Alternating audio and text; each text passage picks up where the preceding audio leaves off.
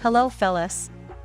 Welcome back to Top 5 Choices. This is Haley from Top 5 Choices, and I hope you all are doing good. In today's video, I am going to do a detailed review and pick the top 5 best wireless routers, 2022. After doing proper researches, we came to the conclusion that meets the best in terms of overall. Kindly leave a like if you find this helpful, and I'd appreciate if you subscribe to my channel and turn on post notifications if you haven't. We will be also providing affiliates link to purchase from Amazon. Kindly use it for best offers and purchase from anywhere in the world. We'll be back with more videos. It may not fall under the Republic of Gamers banner, but the Asus RT AX82U has certainly got the right look for a gaming router, with a low-profile, sharply angular design and 4 large antennae stabbing out from the back panel.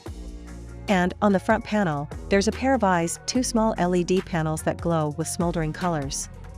You can even use the Asus app to choose a variety of auras that strobe through different color sequences.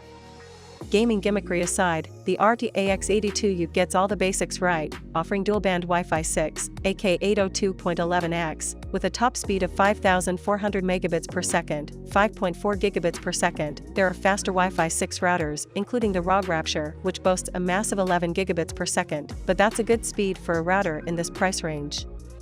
The RT AX82U doesn't include a modem, so it provides a dedicated gigabit Ethernet port for connecting to your existing modem or router in order to use your broadband connection. There are also 4 additional gigabit Ethernet ports for devices, such as a games console or a smart TV, that work better with a lag-free wired connection, with one of those being designated as the gaming port and taking priority over devices connected to the other Ethernet ports. And, finally, there's a single USB 3.1 port for sharing a USB storage device on your home network. The Asus RT AX82U strikes a good balance between ease of use for beginners and advanced features for gamers and more experienced users. The printed manual included in the box gives you 2 options for setting the router up, with the quick and easy option being the Asus Router app for iOS and Android devices, while a more advanced web browser interface is also available for people who don't mind delving more deeply into their Wi-Fi and network settings. We started with the Asus Router app and we're pleased to see that it starts by giving you the option of setting up separate networks on the 2.4 GHz and 5.0 GHz bands, or merging the 2 bands together into a single network. The router node's LED will glow solid green when powered up, solid amber while booting, blinking red when there's a problem with the firmware, and solid magenta when it's lost its internet connection. The satellite node's LED will glow blue for 3 minutes when it acquires a solid connection to the router and amber when the connection is only fair.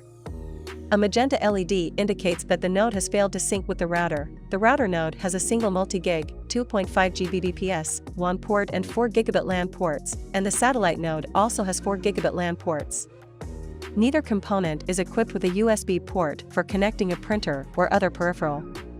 Inside are 8 antennas, a 2.2 GHz quad-core processor, 1 GB of RAM, and 512 MB of flash memory. The OrbiKit is a 12-stream, tri-band AX6000 system that supports the latest Wi-Fi 6 technologies, including WPA3 encryption, 1024 QAM, and orthogonal frequency division multiple access, OFDMA, data transmissions.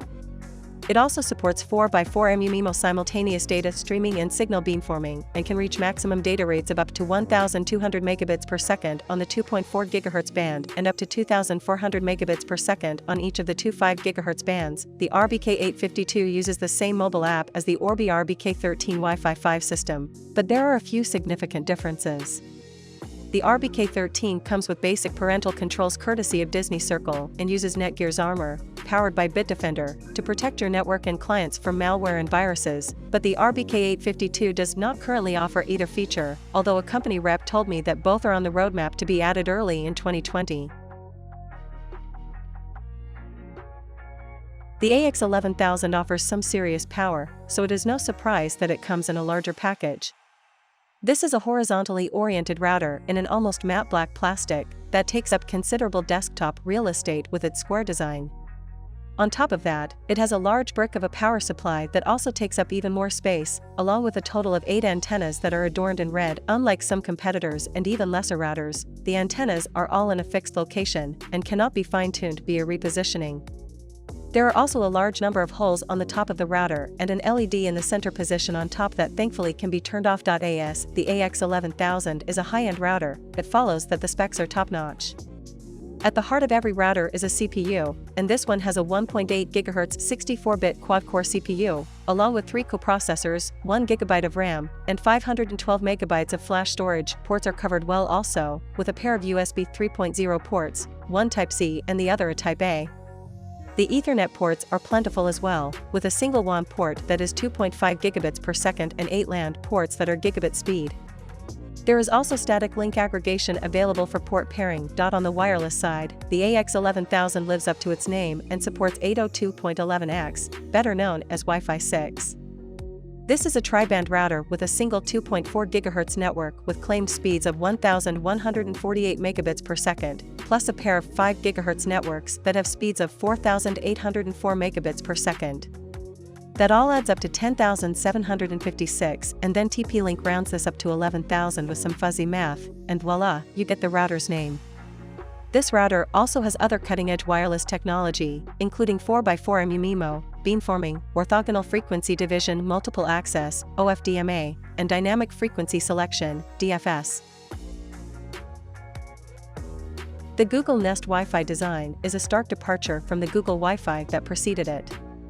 Gone are the glossy, white plastic cylinders in favor of some even more innocuous matte plastic domes that round off in comfortable corners at either end.as. For the router device, it's even lighter in terms of design features than the points that double as Google Home speakers.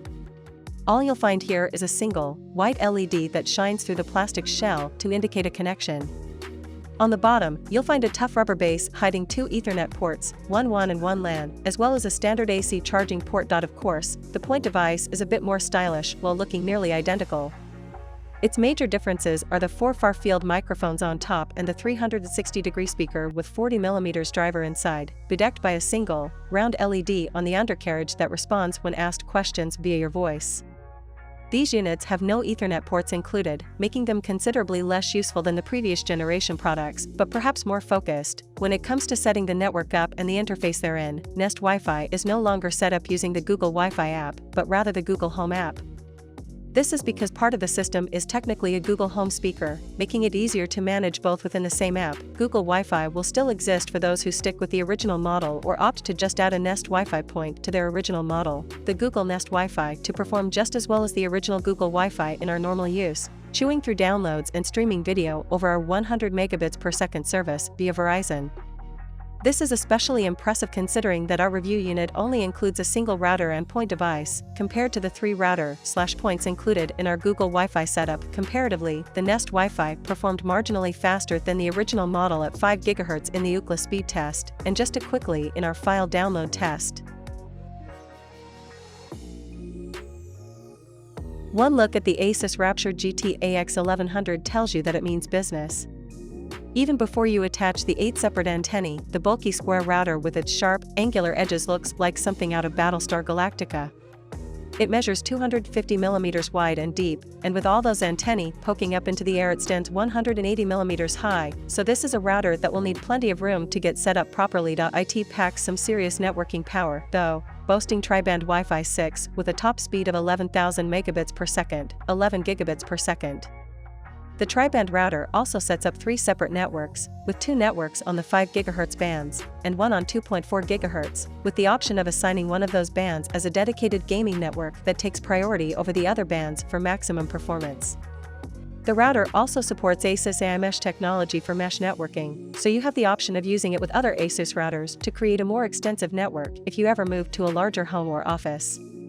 The Rapture doesn't include a modem, so there's a dedicated gigabit Ethernet port for connecting it to your existing broadband router or modem, along with 4 more gigabit Ethernet ports to provide wired connections for devices such as games consoles or a smart TV. And, for really hardcore gamers, there's also a multi-gig Ethernet port that supports speeds of up to 2.5 gigabits for super-fast internet access, or setting up your own gaming LAN at home. The Rapture also includes 2 USB 3.0 ports, which will allow you to share a printer or USB storage device on your home network. Getting started with the Rapture is not for the faint-hearted.